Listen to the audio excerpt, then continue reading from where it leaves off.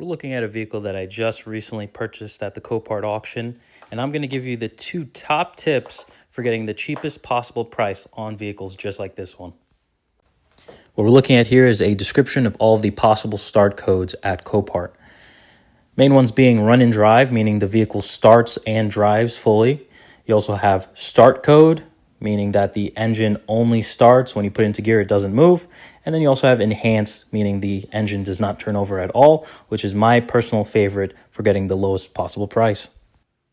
The reason I like enhanced vehicles is because, number one, they usually go for less because there is no confirmation that it does actually start. So bidders are usually apprehensive when it comes to bidding for these items.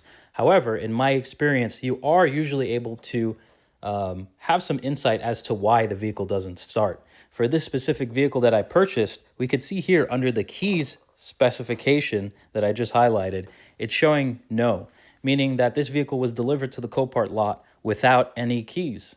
So usually it's a good gamble that if the damage isn't that bad and it does not come with keys, then all it needs are keys. And in my case, the vehicle started right after I grabbed a set of keys and coded it to the vehicle. Now for tip number 2, we're looking at a different vehicle. It's an 09 335i that I got for $625 for the final bid. And you can see here that it has front end damage.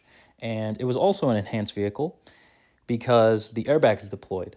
And on BMWs, if the airbags deploy, then there's a system in place that cuts all power to the engine for safety purposes.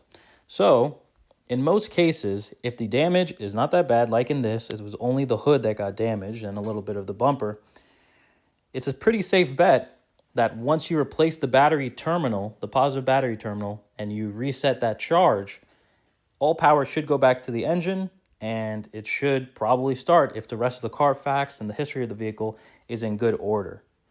So those are my top tips. Overall, buying from Copart in general is a risky proposition, but in my experience, I've purchased over 30 cars from Copart. Not a single one came with extreme, terrible, engine damage that wasn't fixable.